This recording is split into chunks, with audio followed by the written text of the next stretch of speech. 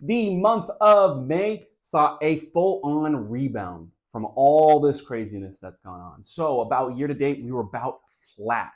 Now that's coming from a place where at our lowest, we were down over 20%. Wasn't for long, but over 20% on the year. So in May, we finally made it all the way back up to flat. Now we've teetered a little bit from there, but that's the big news. And a lot of this was driven by the retail investor.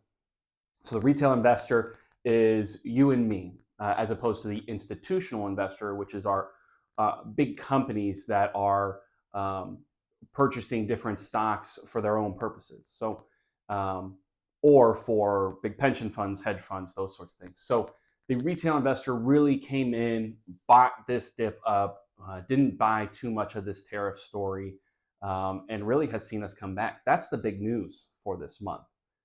Following in second place would be the proposed tax bill by the Republicans that made its way through the House of Representatives, is now in the Senate. Now, there is a lot to unpack with this.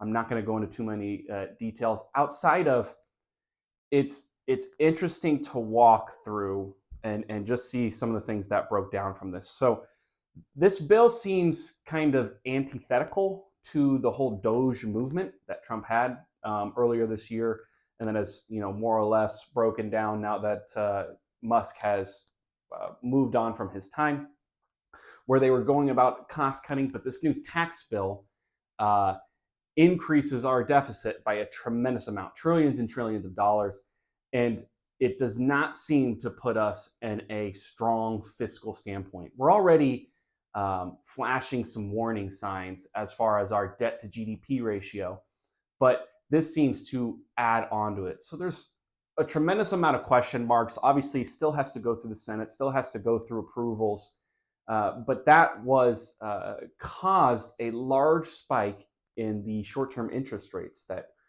we may be seeing right now. So because the U.S. government as a whole seems a little less credit-worthy because of some of the fiscal decisions that it's making, our interest rate actually goes up, which most of us would think, wow, that's a great thing. But in actuality, a higher interest rate means that you're taking more risk with that money. Now, in the short term, are we concerned about the U.S. government defaulting on debt? No, absolutely not. However, many crediting agencies and the world will start to question it a little bit more.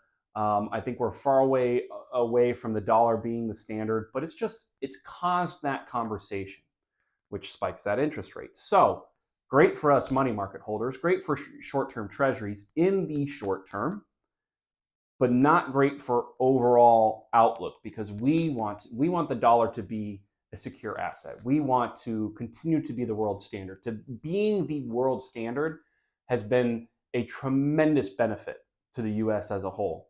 So there's just some question marks there, both in general, both with what we've dealt with the last 20 years and also what's now being proposed with this tax bill. Now, again, there's a lot in there. I think there's a lot of good, but we need to weigh these things, weigh these pros and cons. So those are our two main things.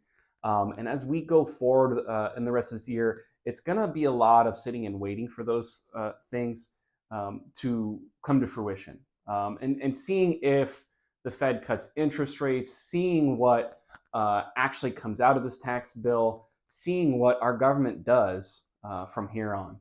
Partially from this decision and these questions being asked, or at least to this firm, we believe that's why Bitcoin hit an all-time high in May as well, up as much as about 112,000 per Bitcoin. So that's just something else to note. There was continued discrepancy between the overall market and Bitcoin. Usually they work in tandem. The Bitcoin a little bit, or cryptocurrency is a little bit more volatile than the overall market, but that is another thing to know. That's it for this month. Thank you guys so much for watching, and I look forward to seeing you in June.